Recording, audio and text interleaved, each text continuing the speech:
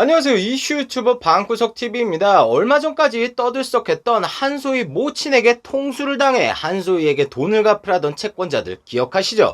울산지방법원은 한소희가 돈을 갚을 필요가 없다라며 한소희의 손을 들어주었다고 합니다. 자세히 살펴보시죠.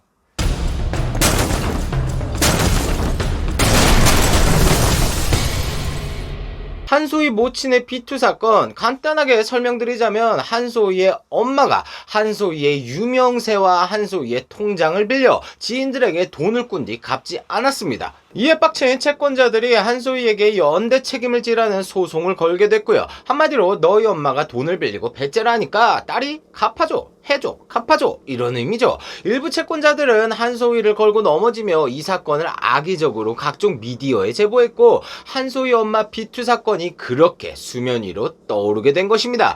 이 연대보증 책임에 대한 재판이 드디어 나왔는데요. 일단 4천만 원짜리 소송에 대한 울산지방법원 제1-3 민사부 판결문 중 일부를 발췌했는데 이게 솔직히 말이 너무 어려워요. 저 같은 법알못은 알아듣지도 못하겠어서 결과만 말씀드리자면 A씨가 한소희의 연대 책임을 주장했지만 여기가 중요하죠. 여기가 한소희와 무관하게 진행된 일이라 책임질 이유가 없다.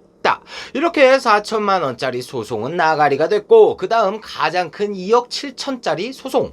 한소희의 엄마가 한소희의 계좌를 이용했다는 사실만으로 한소희가 해당 채무에 대한 연대 책임을 진다고 볼 수 없다. 따라서 2억 7천만 원짜리 소송도 나가리가 됐습니다. 정말 잘된 일이죠. 이제는 유명인이라고 해도 억울한 일로 이미지 타격 받을 일이 없게 된 겁니다. 솔직히 낳아줬다고 생색내며 개똥 싸지르는 부모가 많아도 너무 많습니다. 특히 연예인들 중에서요. 가끔 제가 돌아다니다 보면 한소희랑 부모 비투의 조상님 마이크로닷이랑 비교하는 경우도 많은데 이건 결이 달라도 완전히 다릅니다. 막말로 마이크로닷은 사기친 돈으로 고등교육 받으며 해외 시민권 따서 군대도 안 가고 배부르고 등 따시게 지냈죠.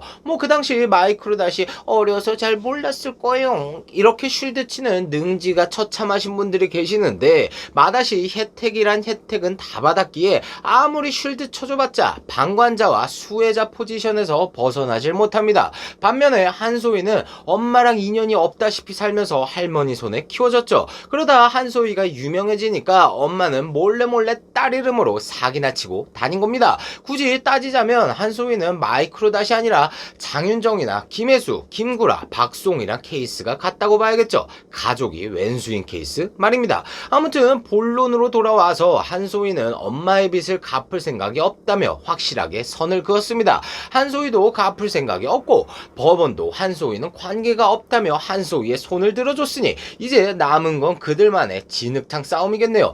사실 충분히 채권자들이 얼마나 마음 아플지 상상이 갑니다. 입장 바꿔서 한소희 엄마의 딱한 사정 플러스 요즘 TV만 틀면 나오는 한소희를 담보로 돈을 꿔줬는데 2억 7천만 원이 하루아침에 종이 조각이 된다고 생각해보세요. 지푸라기라도 잡는 심정으로 한소희에게 연대 책임을 요구한 거겠죠. 이 세상 그 누구도 피 같은 2억 7천만 원이 걸려있는 상황에서 허허허허 한소희 엄마가 배째라는구나 그럼 포기하겠군 허허허허허 이렇게 호탕하게 웃으며 넘어갈 수가 있을까요? 아마 저라도 연대 책임을 요구했을 겁니다. 그래서 제가 하고 싶은 마지막 말이 도대체 뭐냐? 대중들의 비난이 채권자들에게 가면 안 된다고 봅니다. 돌아다니다 보면 한소희의 모친하고 돈을 빌려준 채권자들까지 몽땅 싸잡아서 욕하는 경우가 상당히 많습니다. 한소희도 지푸라기 잡는 심정으로 한소희를 걸고 넘어진 채권자들도 모두 피해자가 맞습니다.